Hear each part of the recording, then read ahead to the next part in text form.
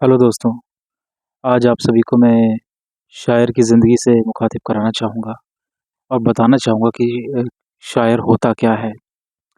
शायर में ऐसा क्या है जो इतना खूबसूरत है और इतना सुंदर है, जिसमें सारी कायनात समाई हुई होती है।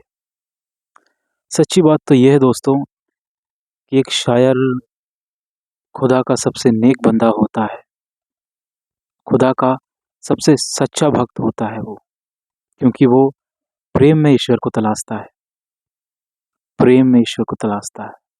इस सरसों के खेतों में जो फूलों की खुशबू है, जो फूलों के रंग है, उसमें खुदा को तलाशता है। चिड़ियों में खुदा को तलाशता है, वो जीवित इंसानों में खुदा को तलाशता है। पर्वत, पठार, मैदान इसमें खुदा को ढूँढता है क्योंकि वो जानता है खुदा हर जगह है। कण-कण में प्रकृति के एक-एक सुंदरता को वो पहचानता है। वो प्रेम को इतनी खूबसूरती से करता है कि प्रेम अच्छा लगने लगता है दोस्तों। जो लोग प्यार करते हैं आजकल जो भी है, क्या प्रेम करते हैं वो? कुछ भी नहीं करते। प्रेम को बदनाम करते हैं। मगर जब एक शायर प्रेम करता है, तो ऐसा लगता है जैसे किसी किताब में, किसी डायरी में महकता हुआ फूल रखा हो गुलाब का। जब वो छूता है तो ऐसा लगता है जैसे उसमें धड़कनें रखी हुई हों, उसमें साँसों की खुशबू रखी हुई हो, ऐसा लगता है। वो कभी अपनी प्रेमिका को एक एक हायर लेवल मानता है, वो ऐसा मानता है कि जैसे वो खुदा है और खुदा ही है वो।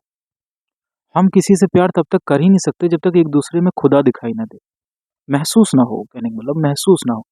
जब एक-दूसरे में खुदा महसूस ही नहीं होगा हमें, तो हम क्या प्रेम करेंगे? हम किस चीज़ से प्रेम करेंगे? हम समझेंगे क्या? इस देह से? इस देह का मतलब क्या है?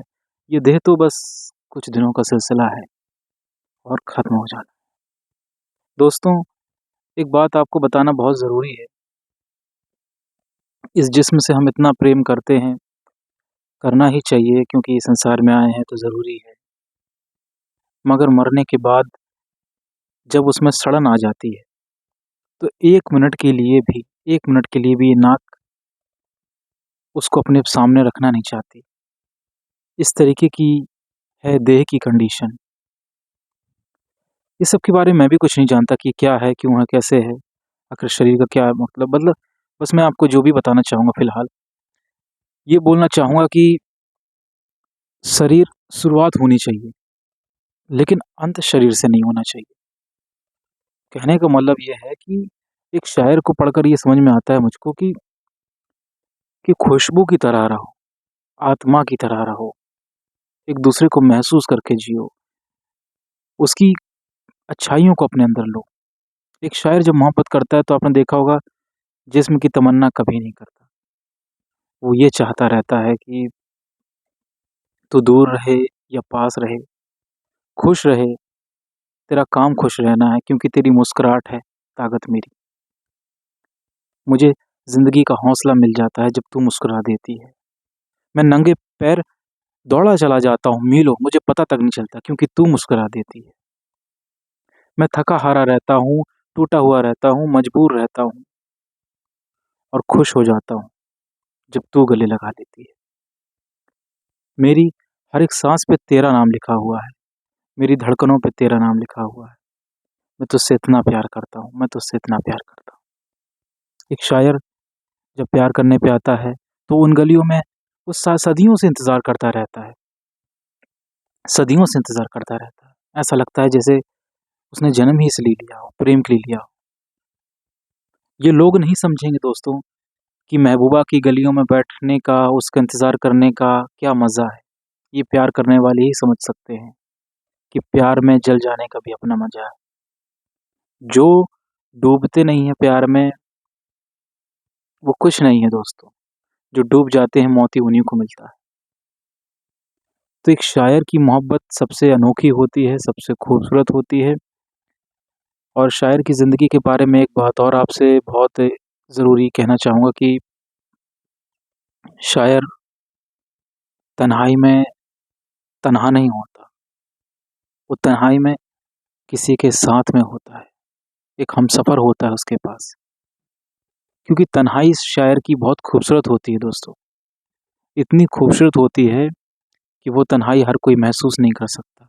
वो तन्हाई के आलम में लगता है कि प्यार है, उस तन्हाई के आलम में लगता है कि वो महबूबा पास में है, उस तन्हाई के आलम में लगता है कि सब कुछ मिल गया। उस तन्हाई के आलम में लगता है कि वो दूर रहकर भी पास है। जब कोई दूर रहकर भी पास लगने लगे, तो समझ लो कि आपने प्यार नहीं, इबादत की है। और कोई पास रहकर भी दूर लगने लगे, तो समझ लो बस आपने दिल लगी की है। प्यार के भी कई शेड्यूल्स हैं दोस्तों, कई तरीके हैं। सच्चा रास्ता पता नहीं रहता, लोग करते हैं, देह से देह तक जाते हैं और ख़त्म हो जाते हैं। प्यार ऐसा करो कि ख़त्म ना हो, अनंत हो जाओ। और जो अनंत है वही टिकाऊ है इस दुनिया में। जो अनंत नहीं है वो किसी काम का नहीं दोस्तों। तो मेरा कहना दोस्तों सिर्फ़ आपसे ये है कि आप सब लोग जब प्यार करते हैं, तो प्यार की रिस्पेक्ट करना सीखिए दोस्तों। प्यार को समझना सीखिए। मन के हाथों में प्यार को मत रखिए। मन के हाथों में प्रेम को रखेंगे तो प्रेम बहुत दूर हो जाएगा दोस्तों। क्योंकि मन ज़रूरत के लिए काम करता है। अगर आपके मन का नहीं हुआ, तो ज़रूरतें आपको दिक्कत देंगी और फिर आपका मन परेशान होगा और फिर आप वही सब दुनियादारी, मोह-ममता यही सब करते रह जाओगे। लेकिन अगर अपने दिल की सुनोगे, अपनी रूह की सुनोगे, तो प्यार खुशबू बनकर आपकी साँसों में बस जाएगा। उसकी जुल्फ़ों की खुशबू आपको कितने ही दूर चले जाओ, कितनी ही दूर चले जाओ, आपको आती रहेगी। कभी जब धूप निकली रहेगी ना दोस्तों, तब आप महबूबा की जुल्फ़ों की खुशबू को महसूस करोगे, उसकी छाँव को महसूस करोगे। क्यों? वो इसलिए क्योंकि आपने सच्चा प्यार किया है। और जिसने सच्चा प्यार किया है, ज़िंदगी में उसने ही ज़िंदगी को समझा है। बाकी सब साँसें ले रहे हैं। एक बहुत ही मशहूर शायर हैं, जिन्होंने कहा है कि कोई जुस्तजू, कोई आरज़ू, कोई तमन्ना तो हो। ये महान ये किनका है मैं बता देता हूँ। पहले उनका नाम ले लेता हूँ। उनका नाम है श्री श्री श्री शमीर अंजान साहब, जो कि बॉलीवुड के सबसे महान लिरिसिस्ट हैं, बहुत ही महान। और मैं उनका बहुत बड़ा फ़ैन हूँ, बचपन से ही और हमेशा रहूँगा। उन्हीं की ये लाइन है कि कोई जुस्तजू, कोई तमन्ना, कोई आरज़ू तो कोई जुस्तजू, कोई तमन्ना, कोई आरज़ू तो साँसों का चलते रहना ज़िंदगी तो नहीं होती। साँसों का चलते रहना ज़िंदगी तो नहीं होती। इसलिए दोस्तों मैं ये कहना चाह रहा हूँ कि अगर ज़िंदगी को समझना है, प्यार को समझना है, एक अपनेपन को समझना है, तो शायर को समझिए दोस्तों।